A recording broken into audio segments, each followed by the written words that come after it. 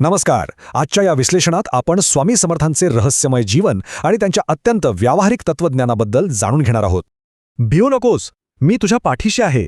हा संदेश आजही लाखोंना आधार देतो. पण त्यांचं मूळ ते आजही रहस्यच आहे. त्यांच्या जन्माचा कोणताही ठोस पुरावा नाही, पण त्यांच्या प्रकटीकरणाची ही सुप्रसिद्ध आख्यायिका आंध्र प्रदेशातील घनदाट कर्दळी वनातून सुरू होते.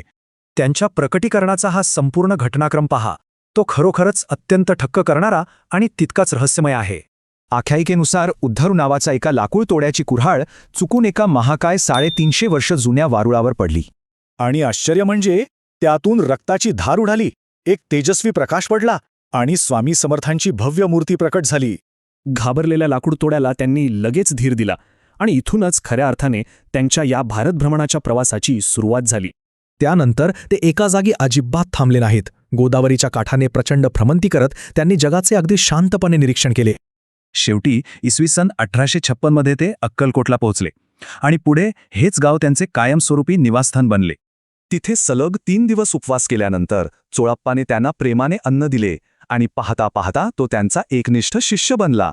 अक्कलकोटच्या वटवृक्षाखाली त्यांनी तब्बल 22 वर्षे तपसाधना केली. या काळात त्यांनी अगणित भाविकांना अचूक मार्गदर्शन केले. इथून पुढचा टप्पा फारच रंजक आहे. चमत्कारांपेक्षा त्यांनी आपले लक्ष एका अत्यंत व्यावहारिक तत्त्वज्ञानाकडे वळवले. त्यांनी कोणतेही मोठे ग्रंथ लिहिले नाहीत. त्याऐवजी दैनंदिन जीवनात सहज वापरता येतील असे हे साधे सोपे नियम शिकवले. इथला मुख्य मुद्दा लक्षात घ्या. प्रामाणिक प्रयत्न करणे पूर्णपणे आपल्या हातात आहे, पण त्याचे अंतिम फळ नाही. मनातील राग आणि द्वेष सोडून दिल्यानेच खरी आंतरिक शांतता मिळते. या गोष्टीवर त्यांनी नेहमीच सर्वात जास्त भर दिला.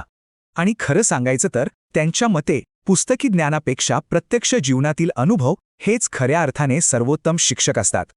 त्यांनी कसलाही भेदभाव केला नाही. आलेल्या प्रत्येकाला मनापासून स्वीकारले आणि त्यांच्या जीवनातील कठीण अडचणींवर योग्य मार्ग दाखवला. आता त्यांच्या जीवनाच्या शेवटच्या टप्प्याकडे वळूया आणि हा अफाट चिरंतन वारसा नक्की कसा निर्माण झाला ते समजून घेऊया. 1878 मध्ये अक्कलकोट येथे त्यांनी समाधी घेतली. पण तुम्हाला माहीत आहे का, त्यानंतर त्यांच्या शिकवणीचा प्रभाव अधिकच वाढला. भक्तांना लवकरच एक महत्त्वाची गोष्ट उमगली.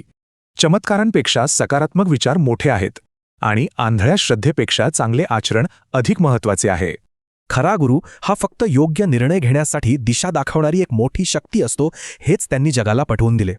तर जाता जाता एक विचार करण्याजोगा प्रश्न: फळाची चिंता न करता माणसाने संपूर्ण लक्ष केवळ आपल्या कर्मावर केंद्रित करावे का?